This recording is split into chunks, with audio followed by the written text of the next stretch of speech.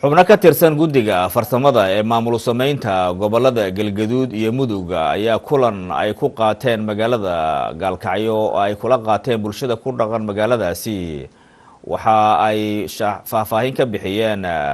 daraasad ku saabsan dastuurka qabyo qoraalka ee goboladaasi dhexe maamulkooda lagu dhaqi doono waxaana hadaladii ay ka dhawaajiyeen kamid ahaa in xuduudda waqooyi ee maamul goboleedka gobolada dhexe ee laga yegleelayo magaalada Cadaado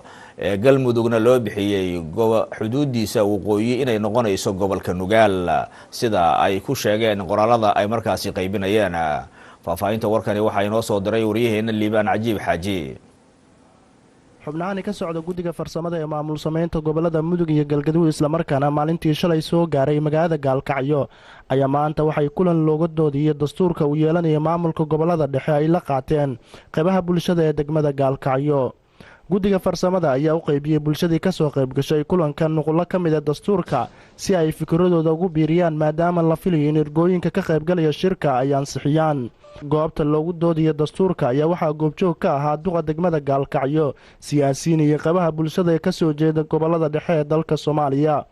duqa degmada Gaalkacyo Biladiin Cali ayaa sheegay inay soo dhaweynayaan qaadashada magaca Galmudug maadaama muddo ay ku soo shaqeynayeen maamulka maanta loo yegleelayo gobolada Mudug iyo Galgaduud inay u tahay Gaalkacyo aasaaskii xuduntii dhismihii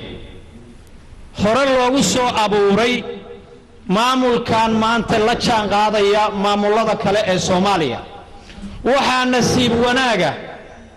in la qaatay magicii 8 sano aan soo hagaynay aan soo barbaarinaynay taas waxay noo tahay farxad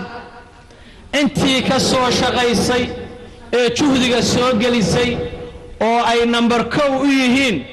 shacabka ku nool magaalada Gaalkacyo nasiib ayaan u yeelanay magacaasi inuu noqday mid taabagalo waqti badan ayaan ku taamaynay maalin maalmaha kamida inaan soo gaari doono maanta meesha aan taaganahay xubno ka tirsan guddiga farsamada ee maamul sameynta gobolada dhexe oo kulanka ka hadlay ayaa ka waramay xuduudaha uu yeelanayo maamulka gobolada dhexe ee dalka Soomaaliya ee ah dhulka dawlad goboleedka Galmudug qodobkiisa afraad soohdinta dhulka ee dawlad goboleedka Galmudug waqooyiga waxa ka xiga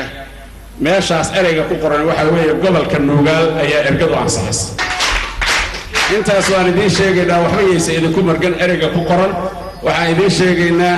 dawlad goboleedka Galmudug waqooyiga waxa ka xiga oo ergadu 100% ay ansixisay barina loo gacan taagaya waa gobolka Nugaal wixii kale waa idin furan yihiin inaad ka doodaan oo aad iska eegtaan oo aad hoos u fiirisaan oo aad qodobka ka gaarsisaan waxa kale oo aad mar walba arkaysaan qodobada soo noqonaya afarta xaraf oo ma haweeye oo la soo gaabiyay dawlad goboleedka Galmudug meel ka soo aad akhrisaan halkaas aad ku arki doontaan sida uga fakara dastuurka oo dhan waxa ku sharaxan waa dawlad goboleedka Galmudug sidaas u qaata hadii la yiraahdo erey walba way ka hor imaanaya waxaan rabnaa inaad akhrisaan ka fakartaan faalladiina iyo aragtidiina aad ka soo jeedisaan Liibaan Cajiib Xaaji TV Universal Gaalkacyo